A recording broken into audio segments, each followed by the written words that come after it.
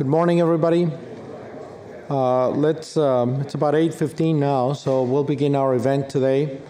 My name is Tony Payan. I'm the director of the Mexico Center here at Rice University's Baker Institute. Welcome, everyone. As you know, Mexico's energy reform effort began with a major constitutional amendment in December 2013. This constitutional amendment was followed by major enabling legislation during the summer of 2014.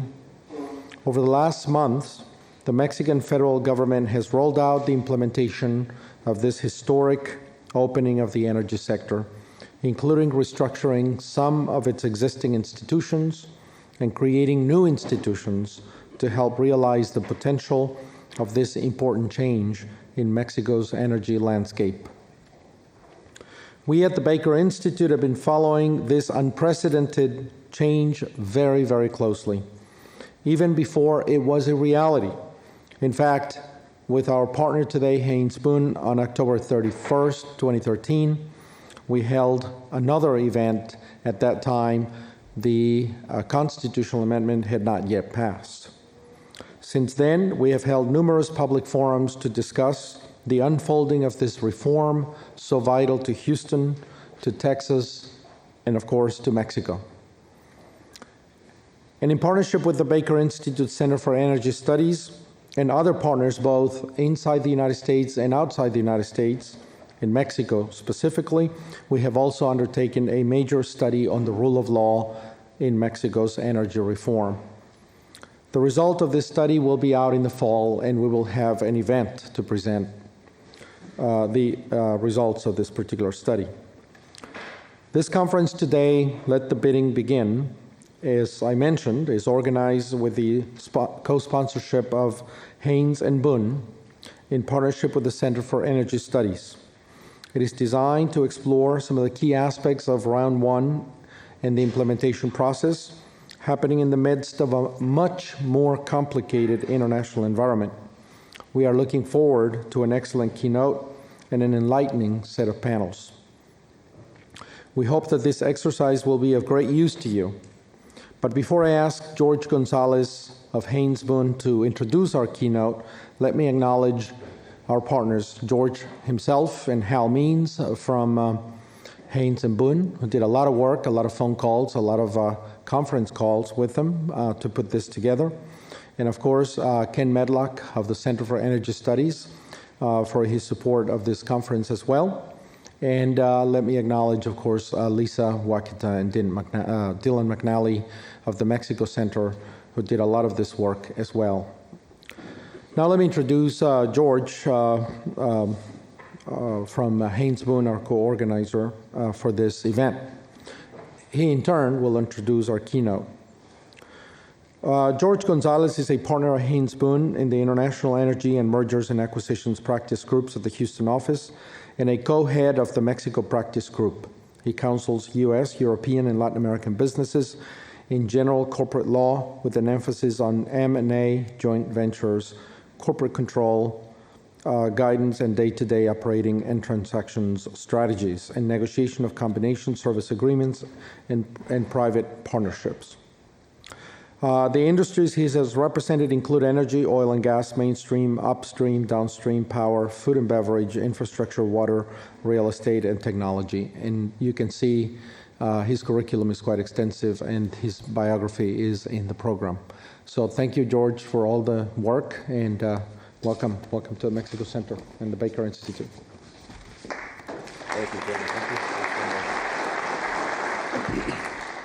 Thank you, Tony. Thank you, Tony. First, I'd like to extend Tony's warm welcome on behalf of Haynes and Boone, co-sponsoring the America's Colloquium on Mexico Energy Reform, Let the Bidding Begin. I would also like to thank, on behalf of the law firm, each of the participants for coming to the Baker Institute today to provide their meaningful views of the energy reform and participate in this unique forum. It is appropriate that we are holding this colloquium at a university where people come to openly learn and exchange their views. And the Haynes & Boone Law Firm is pleased to develop our relationship with Rice University, with the Baker Institute, with the Center for Energy Studies, and with the growing Mexico Center. When we started this America's Colloquium process on Mexico energy reform in 2013, we noted that the most authoritative commentators had identified that Mexico was a new land of opportunity. Mexico had become a place where there is this energy here, this feeling that anything can happen, where important third parties were noting that Mexico is changing. All the numbers point in that direction. There's been an opening to the world in every area, culturally, socially, and economically. President Enrique Peña Nieto indicated the stars are aligning for the country. And the opportunities for Mexico are historically significant. Mexico remains the third largest source of foreign oil for the United States after Canada and Saudi Arabia. And the U.S. Energy Information Administration calculates that Mexico's gas deposits are among the largest of the world, with the potential to ensure decades of low-cost energy. Just in the last few days, the CEO of Pemex, Emilio Lozoya, here at the Baker Institute, among other items, highlighted the tremendous partnering opportunities with Pemex, indicating multiple billion-dollar energy sectors where Pemex has sought and will be seeking joint venture alliances with third parties. The stated Pemex view is that while an enterprise can go faster on its route alone, it can go much farther along that route to its ultimate destination of increased Mexican hydrocarbon production, traveling with a partner. Importantly, the head of Pemex has emphasized that energy reform itself has provided the instruments Pemex now has to use money from third parties to carry out their investment objectives.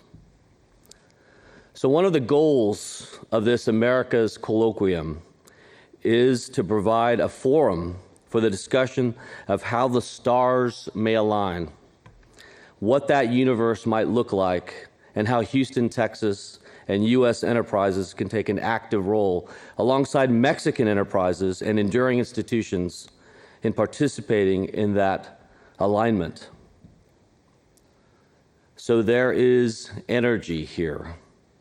There is an ongoing reform in Mexico, led by sophisticated and pragmatic new executive leadership. We'll hear from multiple voices in this potential change, voices from government, from academia, from industry, and from service providers. From analyzing the bidding process from round 0, round 1, and beyond, discussing the geopolitical and economic context for the reform, to a topic significant to lawyers and indeed for the entire process, the importance of the rule of law to the implementation of the reform.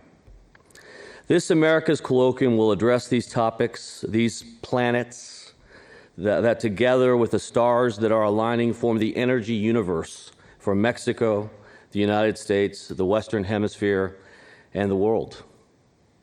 There is energy here.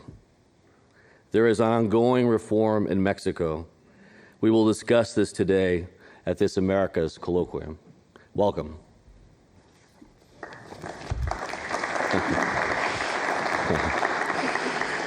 Now indeed, it is my tremendous pleasure to introduce the Colloquium's keynote speaker, Juan Carlos Cepeda. Juan Carlos Cepeda Molina is the President Commissioner of the National Hydrocarbons Commission of Mexico, where he is currently serving his second 5-year term. He previously held positions in Mexico's Ministry of Finance and Ministry of Energy. His duties at the Ministry of Finance included evaluating Pemex's investment projects, designing the Pemex tax system, evaluating and providing follow-up on the company's budget and finances, and designing and setting pricing policies in the oil industry. At the Ministry of Energy, he was head of the Exploration and Production Department, where he was in charge of technical evaluations of E&P projects. Cepeda holds a BA in economics from the Instituto Tecnológico Autónomo de México, ITAM, a master's degree in economics and finance from the University of Warwick, and a master's degree in economics from Georgetown University. He is a very smart and accomplished professional, as you can tell from his biography. We are indeed very lucky to have Juan Carlos with us today. Please join me in welcoming him to the colloquium.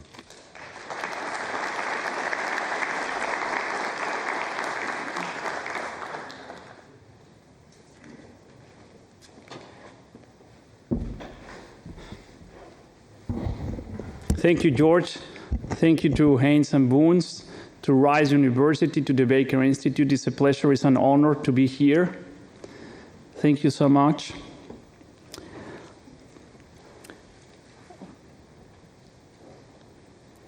Well, as George mentioned, and Tony, we had this major constitutional reform. I just figuring out how to change the page here.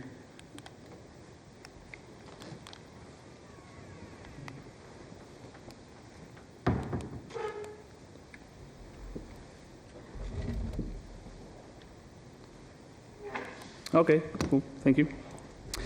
So we have this constitutional reform, and Congress made a full opening of the E&P industry in Mexico. Under the new constitutional terms and under the new legal framework, now Mexico can award through CNH license contracts, production sharing contracts, and profit sharing contracts. In the first bidding, the one we are running right now, we are going to be seeing either license or production sharing contracts, which will be the main two types of contracts that we will be using in Mexico. The difference between these two is the way in which government collect their revenue, their share of the profits. In the case of a license, government charges a percentage of gross revenue. In the case of a production sharing contract and profit sharing contract, government takes a share of the profits. Sometimes one type of contract is more useful than the other one. Of course, the way these two contracts share the risks and rewards are different. So in some cases, it will be more useful to use license, and in some other cases, it will be more useful to use production sharing contract. That will be a decision that will be taken for every particular type of field. Up to now, we have released the first two biddings, both of them in shallow water. And in these first two biddings, the type of contract has been production sharing contract. I will come into the detail of these two first biddings, but before that, let me introduce a little more CNH and our role and our responsibility. And let me move from bottom to top here in this slide. Our first responsibility, just making a logical ordering of our responsibilities, is to be the government agency responsible to promote and development knowledge. Knowledge for the upstream, knowledge for the subsoil and the potential of the oil and gas in Mexico. The knowledge, the technical knowledge of the subsoil and the oil potential in Mexico is a responsibility, is CNH responsibility. In that regard, for instance, and I will come back to this, we are responsible for granting seismic permits, and we already started to do that. A couple of weeks ago, we approved in the board of CNH the first 7 seismic permits. Developing the knowledge is part of our responsibility. And as part of that, we will be presenting in the following weeks, actually has to be this week, a 5-year proposal plan to the Ministry of Energy, a 5-year proposal plan in terms of the listings, in terms of the biddings for the coming 5 years. So developing knowledge is part of our main responsibility. A second responsibility has to do with managing, being the administrators of the contracts and the entitlements. We are, on behalf of the government, on behalf of the Mexico state, we are responsible for running the bidding process, for awarding the contracts, and later on, for taking the administration of all the contracts. Also, we are responsible for taking the administration of all the entitlements awarded to Pemex in what we call the round zero. Finally, the third pillar, the first main role of CNH is to be the authority, to be the regulators. We are responsible for issuing technical regulation, regulation like metering regulation. Regulation, for instance, regarding the evaluation of reserves, regulation regarding the use of gas. So we are a regulatory agency, we are the administrators of the contracts, and we are responsible for developing the knowledge of the subsoil in Mexico. We are taking on these responsibilities with two main objectives. First of all, and above every other objective, our main goal is to be a transparent agency. An agency being fully accountable to society, an agency reliable and open and fully transparent to society. That's our main objective. That's our main purpose. We cannot control oil prices in the market. We cannot control the biddings that you will be presenting starting next 15th of July. That's something that is on the market. What we can control is a transparent process, and that's our main objective. Our second main objective is to make sure that we develop a new oil and gas industry within a competition environment. Creating a competitive environment is a key component of our objectives. In that regard, I should say that Pemex, being the state-owned company, is another player for us. On the eyes of CNH, Pemex is another entity, another company, and should be subject to a level playing field and to a full competitive environment. Well, let me just describe quickly to you how the process of the bidding is happening.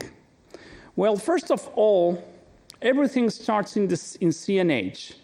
CNH is responsible by law to propose to the Ministry of Energy the areas that should be subject to the bidding process. After we propose the areas, the Ministry of Energy will make a final decision on the areas that should be part of the bidding, and the Ministry of Energy will decide on the type of contract, whether it is a license or whether it is a production sharing contract. In all that process, we will advise and we will provide technical support, but it's their own decision to decide whether we should use license or production sharing contract. The Ministry of Finance, they will establish the fiscal terms, and I will come back to that. Once those decisions are taken, the type of contract, the fiscal terms, and the areas, all that package come back to CNH, and CNH is responsible for writing the bidding guidelines and to carry on and to run the bidding process. Then we will award a contract on behalf of the state, and we will take the administration of the contract. Now, once the contract is in place, the revenues coming to the state as part of the contract, those revenues will not come to CNH. All revenues will go directly to a trust fund within the central bank. And the central bank has specific rules in law to decide how these revenues will be used. First, to make sure that we have a stable budget for government, and then to invest those revenues in long-term investment for the country.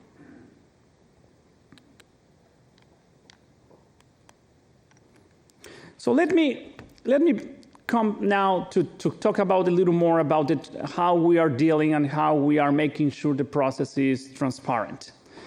Well, in many respects, when we talk about the reform and we talk about the contracts, we are always striving and looking to have international practices. In terms of transparency, we need to go beyond international standards. We need to build a reputation, and that's a very challenging task. So when it comes to having a transparent process, we are striving not only for international practice, but to be above the international standards. That's what it is required right now for our oil and gas industry. So now let me point out to which are these standards and why they are above the international standard. Well, first of all the bidding process is being carried through a web page. We have a web page called ronda1.gov.mx, and it is fully bilingual, the web page. It is fully in English and Spanish. All the Q&A for the contract has to go through the web page. Commissioners, we establish in the bidding guidelines that we will not meet on a one-by-one basis or in a closed meeting with private companies. We don't do that. We establish that as a restriction in the bidding process. All the Q&A has to go through the web page and is fully transparent and is open to society to follow up all the Q&A that is being going through the bidding process. The bidding itself, the bidding has three phases. First one is the process by which companies were able to see the data package. After that, there is a pre-qualification process, which is going on right now. And the third one is the bid day. The bid day is a special thing because in the bid day, which is an event open for the media, in that same event, we will open the envelopes with the bids, and in that same event, we will show and present who is the winner, who is the best bid. I have to say that this is not a common thing when you look around the world how these biddings take place. In some other countries, companies, the government receive the bids, and then they take a couple of days to release which are the biggest. Some other countries will have discretionary means to decide the winners. In the case of Mexico, the bidding variable is a fiscal variable. It will come down to a specific number. And that's why we can make that event a very transparent process in which we open the envelopes and we show to society which is the best bid.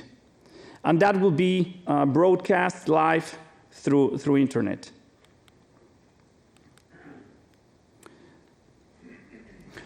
As part of the transparency process, I will add to transparency also accountability.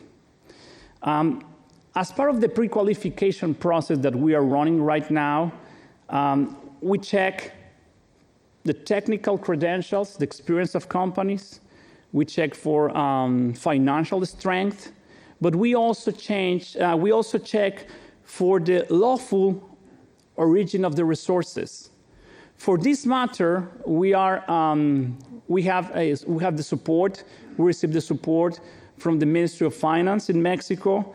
Within the Ministry of Finance, there is a financial intelligence unit which is helping CNH to check for the lawful origin of the resources. And this process we are working and going through right now.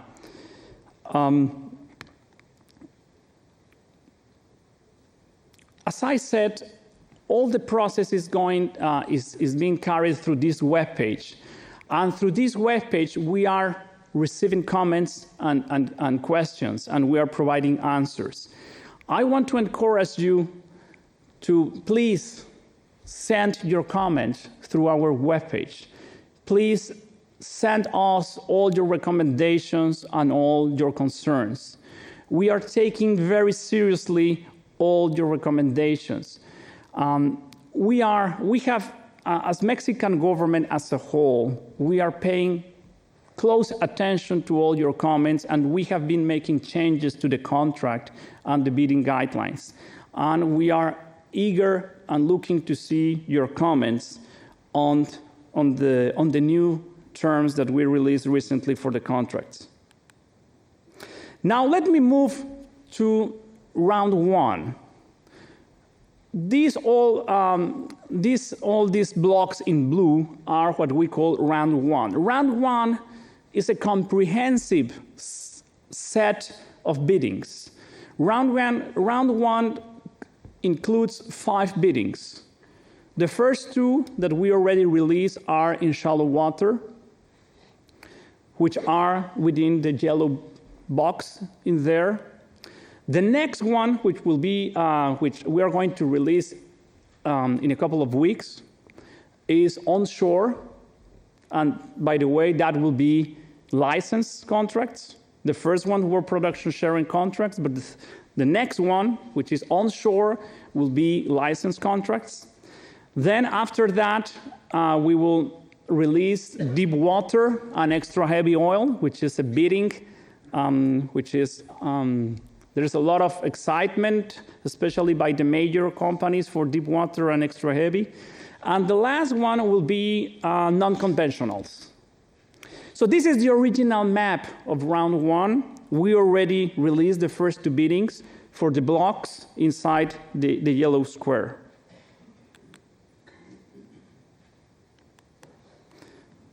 This is a zoom in to that yellow block.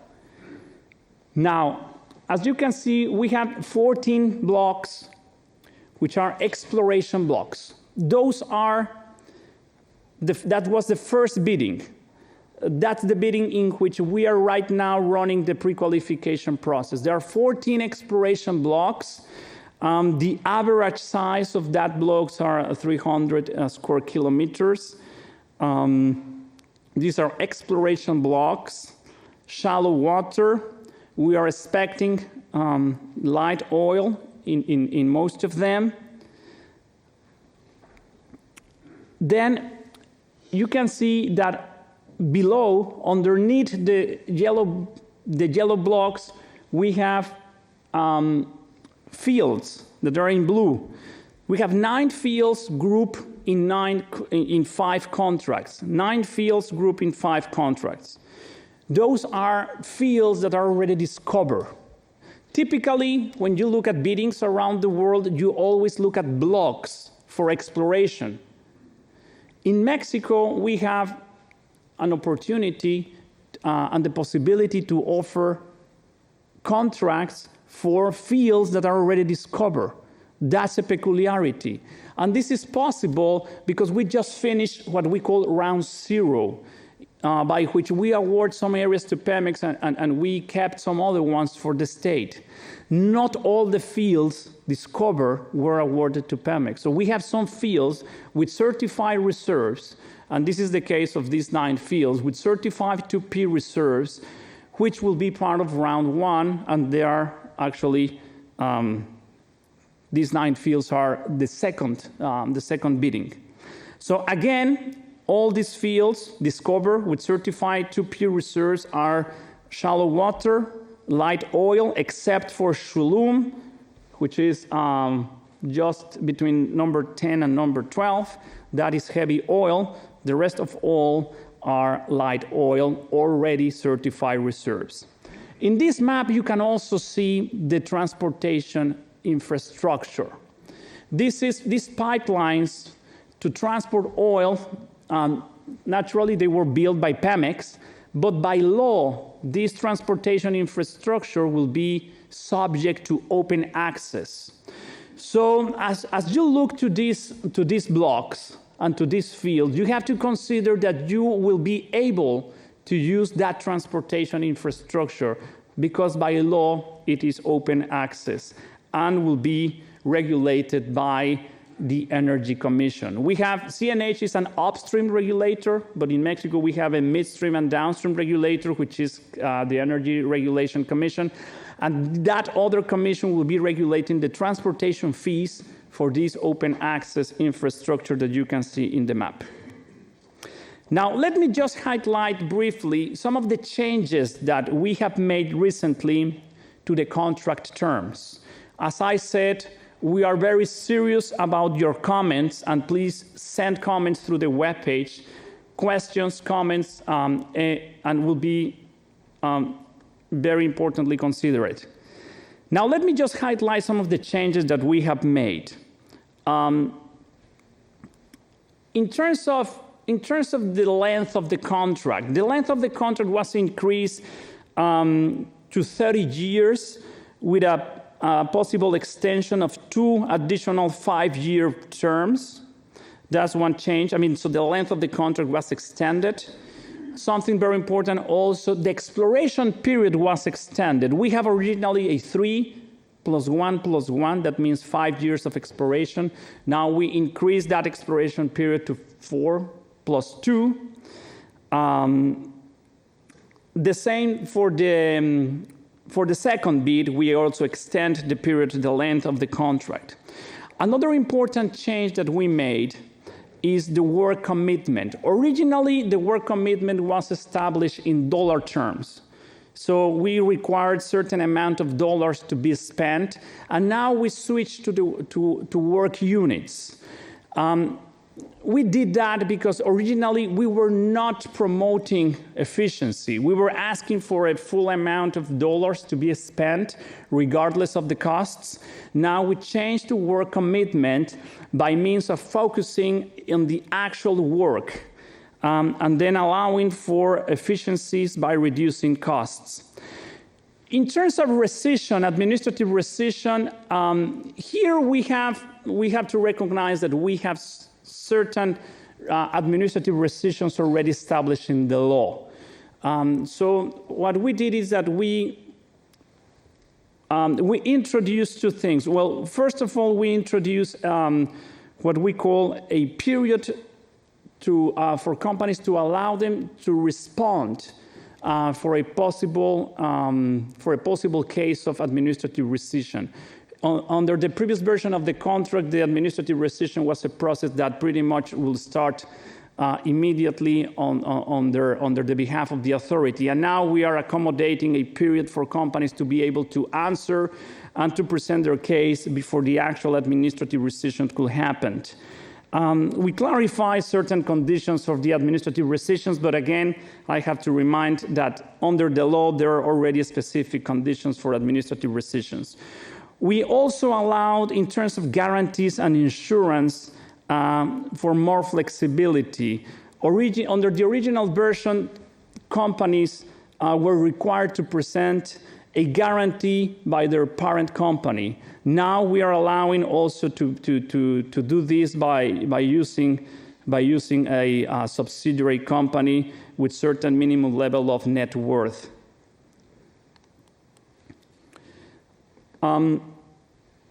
Now, in terms of the procedures, we made some changes. One important is in terms of the consortia. Companies that start and pre-qualified as operators, now they are able to switch to be financial partners if they wish. We simplify also the procedure by which companies and consortiums could change the operator.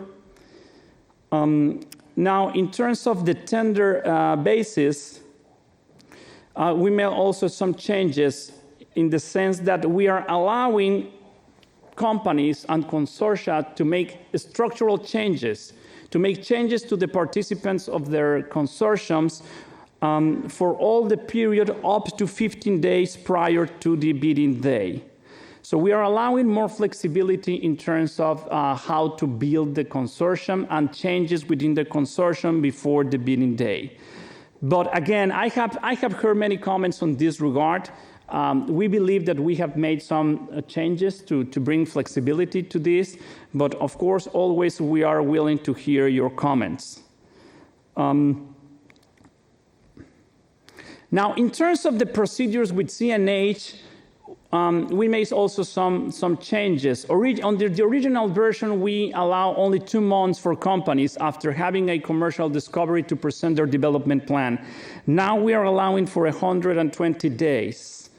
Anyhow, I'm still receiving comments that 120 days is not enough. So I think maybe we could review that figure again. Also, we introduced some deemed approval procedures. I mean, for approving the development plan and other procedures, CNH will have certain time length limits. And if CNH doesn't answer by them, the procedures will deem approved. Something important is the measurement point, the fiscal measurement point. In our previous version, the fiscal measurement point was forced to be within the block. And that was not allowing to have efficiency in the midstream process. So now we are allowing the metering point to be outside the block. And the reason of that, which was made clear by many of the comments we received, is that in many cases, you would like to mingle your facilities, your separation facilities, and your pipelines with other blocks. So now we are allowing the metering point to be outside the block to allow the possibility to use common facilities with other companies. Now, maybe one of the most important changes to the contract was the one related to the fiscal terms. Now, let me explain, before I explain the changes in the fiscal terms, let me remind you how the fiscal terms work. We are talking about production sharing contracts. That means that the government is taking its share as a share of the profits. Government is taking their, the way government is collecting the economic rent, it's by means of a share of the profits. Now, once we understand that the way government is collecting its government share is by taking a part of the profits, the important here to understand is that is the bidding variable. The main bidding variable is how much companies are willing to give government, how much percentage of the profits are companies willing to give to the government. That's the main bidding variable. The bidding variable is a weighted average of 2 things: the profit share to the government and a work commitment. Profit share has a weight of 90%, and work commitment has a weight of 10%. So the main bidding variable is the percentage of the profits of the project that you are willing to give to the government. That's the bidding variable. Now, once you bid the profit share, that profit share could change during the life of the contract. And it could change depending on the profitability of the contract. If the contract turns out to be significantly profitable, then within the contract, it will kick in an adjustment mechanism, okay? So let's suppose that you start bidding a 50% to the government, a 50% profit to the government. Then if the project itself turns out to be very profitable, then within the contract, it will kick in, it will trigger an increment of the profit share to the government. That's an adjustment mechanism. And any modern oil and gas contract has those type of mechanisms. Sometimes they call it the R factor, the IRR factor, and some other type of adjustment mechanism. So the Mexican contract has this type of mechanism as well.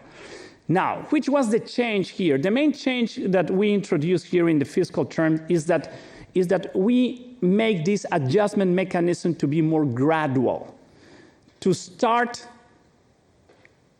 at higher internal rate of returns and to be more gradual in the way it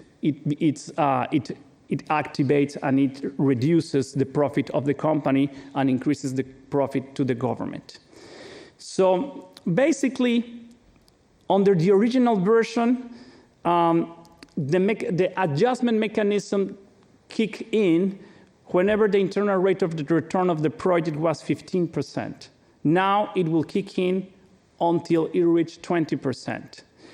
And under the previous version, it will achieve its steady state at 30% of internal rate of return, and now it achieves its steady state at 35%.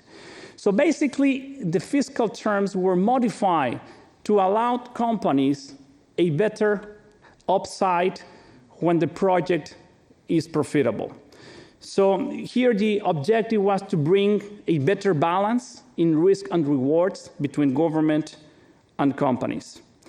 Some other changes also were introduced under procurement regulations, but the main one is to allow more upside in the cases in which the project is profitable. Now, in terms of the timeline, right now for the first bidding process, we are going through the pre-qualification process. By the 15th of May, we will release the final list of all the companies pre-qualified and being able to present their bid.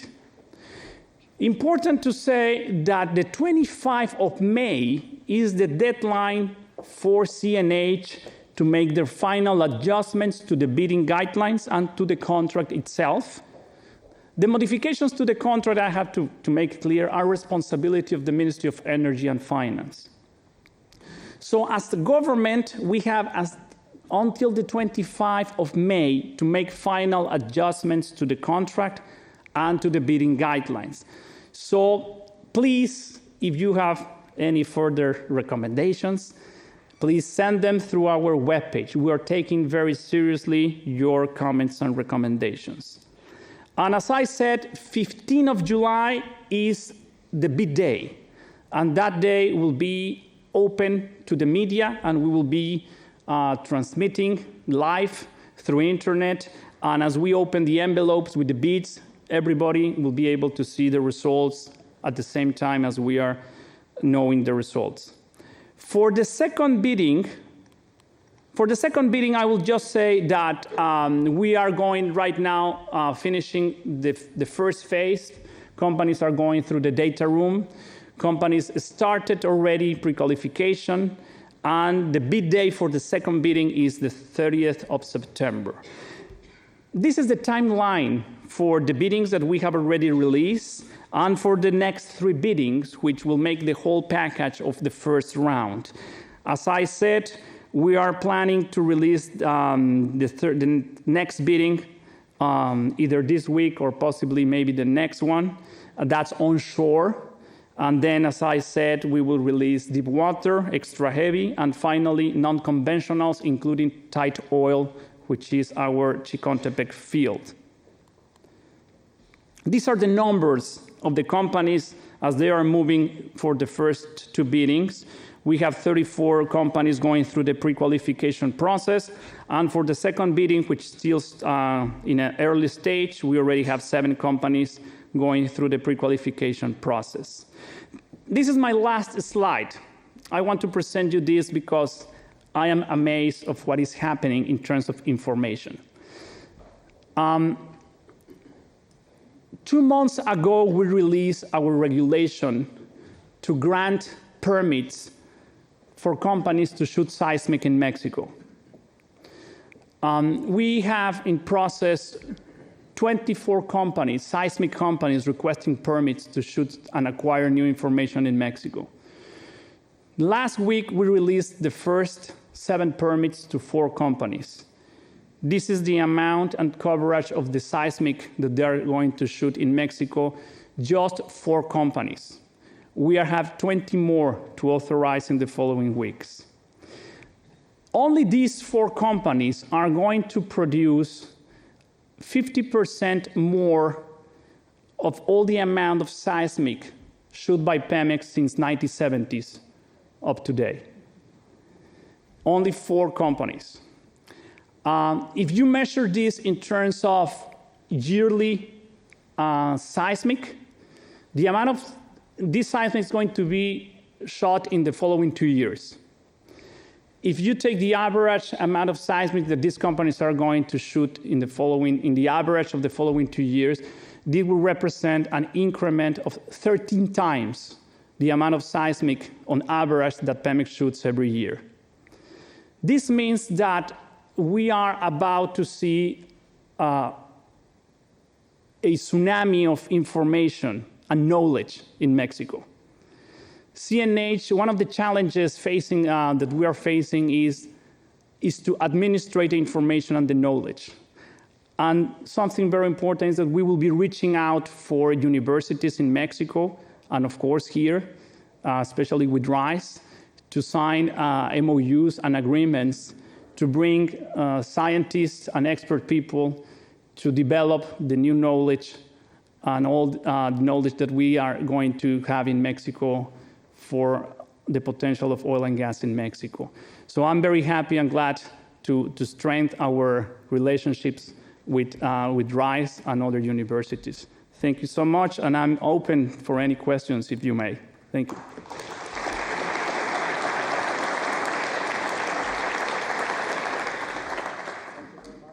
This has been a wonderful presentation, and I know it really shows that you're listening. You're listening to companies. You're listening to the feedback. Much of it has come out of this forums these forums at Rice University, and so I think we have a little time for some questions. There is a microphone over here. If you stand right behind it on that side, and then there'll be this microphone right here. So just coming up, we'll take a few questions, and then we don't have a whole lot of time, but maybe 3-4 questions or so, and then we'll get going to our next panel. Thank you. Juan Carlos, thank you. That was great insight. One of the questions that has come up is about the time period, and that is, how do you work it so the time period extends for the contractor for the commercial life of the field? And this is a great concern that, even if you extend it to 30 years with two 5-year extensions, that's really out of sync. It's out of spec with practice in the U.S., where you have fields that are under production for over 100 years. And so the idea is, how do you find a way to tell the contractor your license will continue throughout the commercial life of the field? Because the idea that in 30 years or 40 years, the CNH would have to rebid it no es coherente. So how do you handle that? Thank you. Thank you, George. Well, keep in mind that we are talking here about, and especially since we are within so many lawyers, these are not concessions, right? I mean, these are E&P contracts, and those 30 plus 5 plus 5 that will take you to 40 is a very well period, is within international standards of E&P contract. In terms, if you compare with a concession in which you could have a right to renew or just to keep it there for unlimited time, well, yeah, that will be a different thing. But I think that's maybe one of the differences between contracts and concessions. Here is we're talking about a contract, not a concession. This could go up to 40 years, and it is within international standards. It could happen, I recognize that, as you said, that the field could produce far beyond that.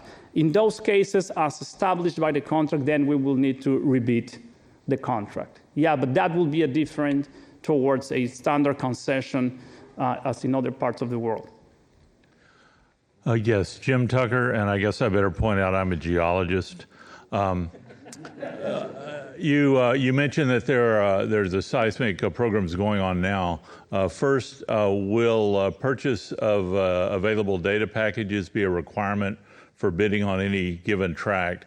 And second, you talked about the very open aspects of the bid opening and review. Will there be a technical review of the adequacy of the bid after they're opened and accepted, or will there be minimum terms announced ahead of time as a threshold that bids must go above? Thank you. Thank you. Let me start with the first question, and then I will try the second one. I'm not quite sure if I got it correct, but please, if I didn't, maybe you can tell me again. Now, yes, it is as part of the process, companies have to go through the data, through the data room.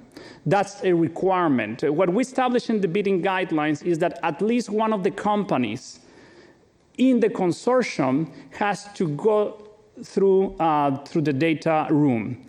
The information that we are providing in our data room and in our data package is all the available information in terms of seismic, 2D and 3D available within Pemex. Also, we included well logs, not only for the areas or the blocks, but also surrounding well logs we included in the data package to make sure that we have a level playing field, that all relevant information within Pemex is available to everyone. But yes, it is a requirement for companies to acquire the data package. Then you ask about the seismic permits. No, sir. The acceptability of the bids after they're opened. Okay. In terms of technical threshold. Thank you. Thank you for clarifying that for me. So now the process has 3 stages. First is the data, accessing the data room. Then there is a pre-qualification phase. The pre-qualification phase is very clear in terms of the bidding guidelines. For instance, for the first bidding, what it says is that you have to show, in terms of, we have technical pre-qualification and financial pre-qualification. In terms of the technical pre-qualification, you have to show experience on E&P projects. You have to show that you have participated in, if I recall, in 3 projects in E&P, or could be only one, as long as the investment, the capital expenditure is at least $1 billion of the project. Then there is a requirement that you have to show the CV of your technical people. You have to show that you have been able to manage safety and environment standards and procedures. And that's pretty much the technical requirements, if I recall, but those are in the bidding guidelines in our webpage. Now, once companies have go through this technical pre-qualification, we will disclose that. As soon as we finish evaluating the technical pre-qualification and financial pre-qualification, we will disclose that. We will take it to the board. By the way, all our board meetings are transmitted live through internet. That's also a law requirement. So as soon as we approve that in the board, that will be public information, and we will say, okay, all these companies have been pre-qualified, and the deadline for that is 15th of May. Once companies are pre-qualified, it will come down only to the fiscal terms, to the bidding variable. So once companies are pre-qualified, we only look at the amount that they are offering to the government, the profit share. And that's why, sir, we can make it a one-day event in which we will be open, just showing the bid, the economic, the fiscal bid of every company. And in that same event, we are going to be able to point out which is the winner. But first we will finish the pre-qualification, and then we will disclose. After that, it's only an economic variable. Thank you. Marco Baltzar from Wood Mackenzie. You touched some of the most important points that we've seen companies asking. So I have 2 questions for you regarding your presentation. One, we're a month from the final stage of the contract. However, we're still missing one of the most important variables in it, which is what is the minimum government percentage for profit sharing that the Mexican government is willing to take. And it seems that this variable is very heavy. It's like 90% versus the 10% forward commitment. Has the CNH, I guess, contemplated decreasing this 90% and increasing the percentage for work commitment, given that this variable will most likely increase the probability of finding hydrocarbons in the country?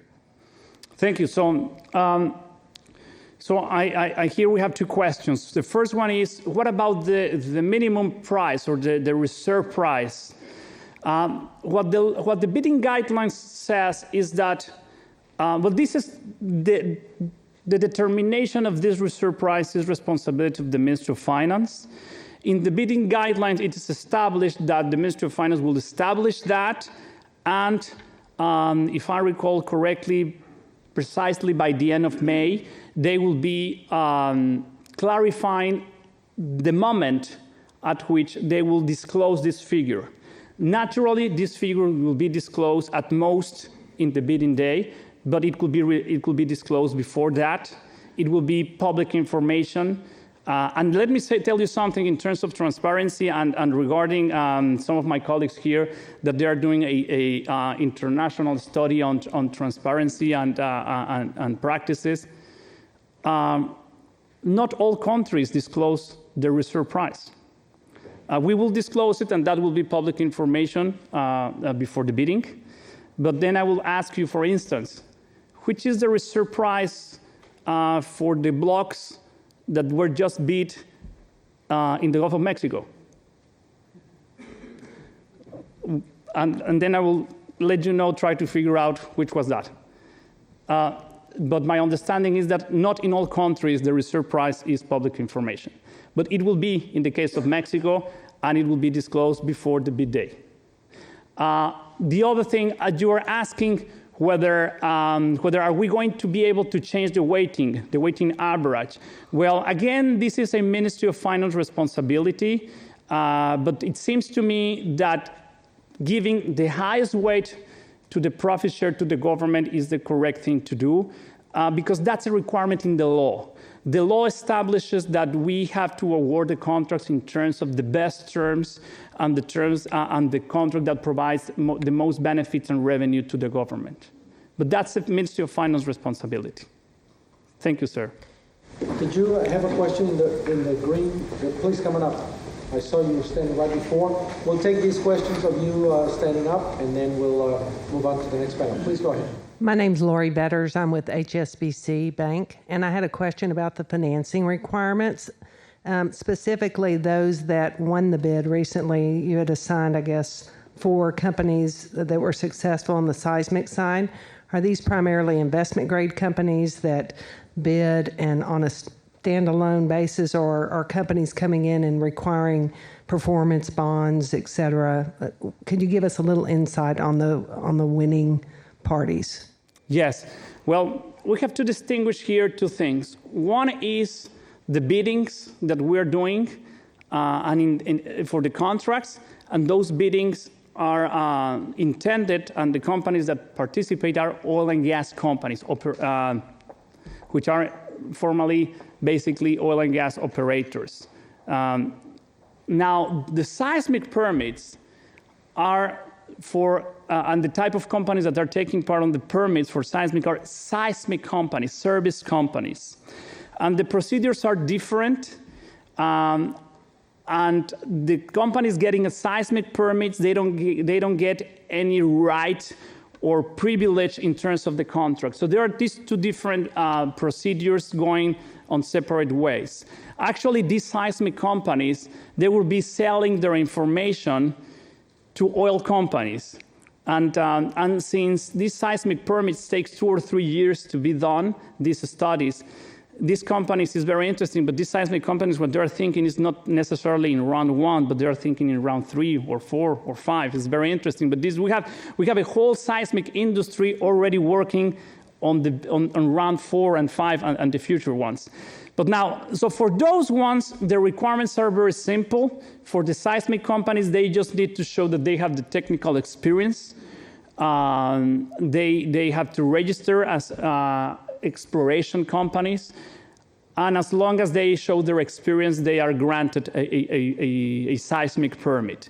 Now, for the contracts, the financial requirements are very specific.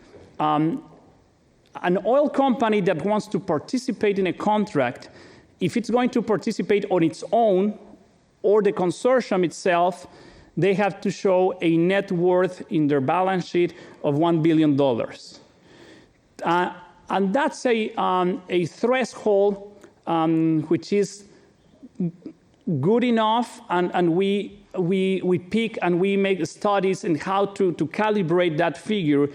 And that figure of $1 billion of net worth is low enough to allow many companies to take part, but is high enough to bringing only companies with a sufficient financial strength to face the responsibilities. So, and I will say, just as a reference, if you take all the companies working in the Gulf of Mexico in the US, 80% of them have a net worth of $1 billion. So there is a 20% that will not be able to participate in Mexico. But we are fine with that because we have companies with good financial strength and good experience. But that's the requirement for the contract, and for the permits itself is just showing technical experience. Chip Curitan from Gulf Star Group. This is an awkward question, but I mean it respectfully, and I hope you'll take it that way. And also, I'm going to be kind of blunt rather than dance around the subject.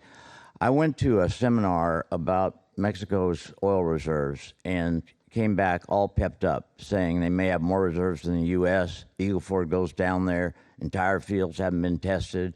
Daily production should be triple what it is based on proven reserves because of incompetence and corruption. And so I came back, and nothing would make me happier than to see Mexico become wealthy and us build a fence so the gringos aren't trying to go down there. But I come back, and I'm not talking to the Exxons and Chevrons in the world, but I'm talking to those below that level on down to middle market and so forth. And I say, boy, Mexico looks like a huge opportunity. And universally, they say, we're not going down there. And I say, why do you say that? They say, because corruption's so embedded, and we're frankly very worried about nationalization. How do you get companies comfortable enough on those issues to be willing to expend the types of things they're going to have to? These are not service companies, these are E&P companies. How do you get them comfortable enough on those issues to be willing to go down there and spend huge amounts of money? Thank you. It's a very good question, sir. That's why I said, in terms of transparency and accountability, we are not aiming to international standards. We are aiming, and we have the standards above the international practice. That's why we are running a process openly through our webpage. That's why we establish in the bidding guidelines that we don't meet with oil companies in a private room. Actually, in order to be in here, I had to request permit to my board. Before being able to speak with you here, I request permit to my board. That's why, sir, CNH is a very autonomous entity. When you compare energy regulators across the world, you will not find a regulator with more technical and legal autonomy as CNH. And let me clarify this, sir. In other countries, like here in the US, the directors of the energy agency can be freely removed by the executive power. Can be freely, in the case here of the US, the Interior Secretary can remove the director of BESI or BOEM with one phone call. And that will make them subject to political pressure. In Mexico, CNH is a board organization with 7 commissioners appointed by the Senate, by 2/3 of the Senate.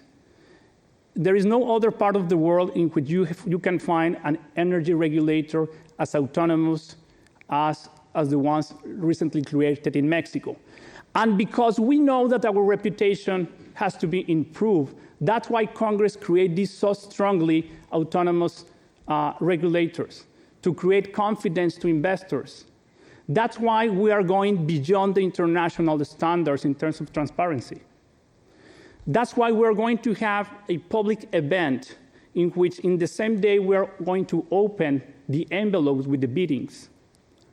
That's not the case here in the US, sir. Here in the US, they receive the envelopes and they will take 2 or 3 days before they release the final figures. That's why in Mexico we release the reserve price. That's not the case here in the US, sir.